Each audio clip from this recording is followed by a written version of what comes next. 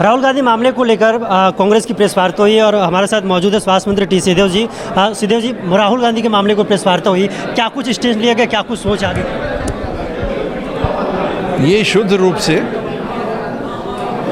राहुल गांधी जी ने जो मुद्दे उठाए हैं देश के प्रजातांत्रिक व्यवस्थाओं पे और संवैधानिक संस्थाओं पे, जिस तरह से दबाव बना के उनको प्रभावित करके काम किया जा रहा है, उनकी आवाज़ को दबाने के लिए और बंद करने का उस कड़ी का एक प्रयास है। और इन के इन प्रकारे न भी कुछ भाई पूछ रहे थे कि भाई उन्होंने चर्चा क्यों नहीं की राहुल जी ने। तो मेरी जानकारी में उनके वकील ने जो संबंधित पार्टी से उससे कई बार बात की कि इसमें कोई ऐसा बात नहीं बनता है और आप इस पे वो कर लीजिए, लेकिन वो माने नहीं। तो ये एक सुनिश्चित तरीके से एक बात को पकड़ के और किसी तरह से राहुल जी के ऊपर हम दबाव बनाएं, कार्रवाई करें, उनको काम करने के लिए स्वतंत्रता ना मिल सके, उसी दिशा में किए गए ये कार्य हैं। कोर्ट की प्रक्रिया भी उसका वर्तमान में एक हिस्सा सा दिख रहा है। कोर्ट के ऊपर कोई आक्षेप नहीं लगाया जा सकता। उन्होंने निर्णय लिया, हम उससे सहमत नहीं हैं।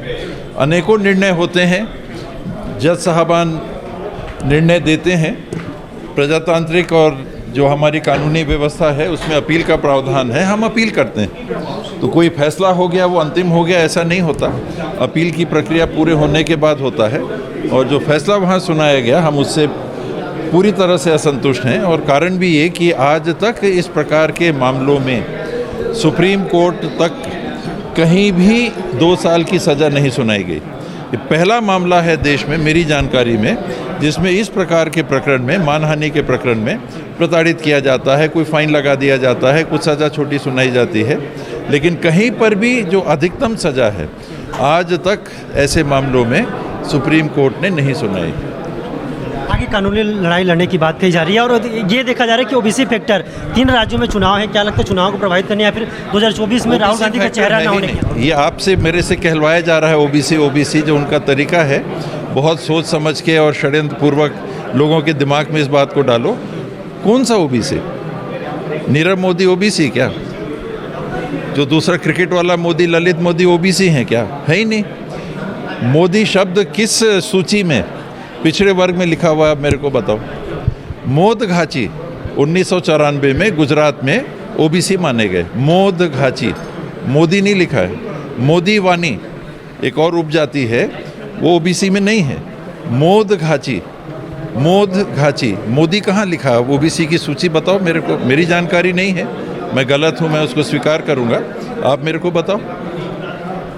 मोदी सरनेम है, सिंह देव, शर्मा, वर्मा, ये सरनेम है। शर्मा किसी जाति में, उपजाति में है उल्लेख? नहीं है। इसी तरह से मोदी एक सरनेम है। अग्रवाल उपजाति है क्या? मेरी जानकारी में नहीं।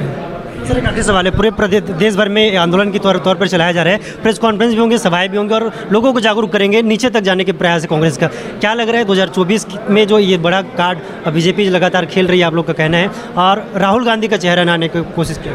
उनका लक्ष्य 2023 और 2024 का चुनाव हो सकता है। कांग्रेस पार्टी का लक्ष्य देश में स्वतंत्र प्रजातांत्रिक गणराज्य की स्थापना और संविधान के माध्यम से चलने वाली व्यवस्था को सुरक्षित करने का है। हमारा लक्ष्य 2023 और 2024 का चुनाव नहीं है, ये उनका लक्ष्य। वो उस सीढ़ी को चढ़ना चाहते हैं। हमारे लिए जो संपूर्ण व्यवस्था है उसकी रक्षा करना, उस लक्ष्य को लेकर राहुल जी ने पूरी भारत जोड़ो यात्रा की थी। कहीं भी उन्होंने वोट मांगा? 4000 किलोमीटर की यात्रा में एक जगह, एक भाषण में उन्होंने कहा कांग्रेस पार्टी को 2023-2024 में वोट दीजिएगा। कर्नाटक से भी गुजरे, वहाँ चुनाव होने हैं। मध्य प्रदेश से गुजरे, वहाँ चुनाव होने हैं। अन्य राज्यों में राजस्थान से गुजरे, वहाँ चुनाव होने हैं। उन्होंने कहीं वोट दीजिए कहा?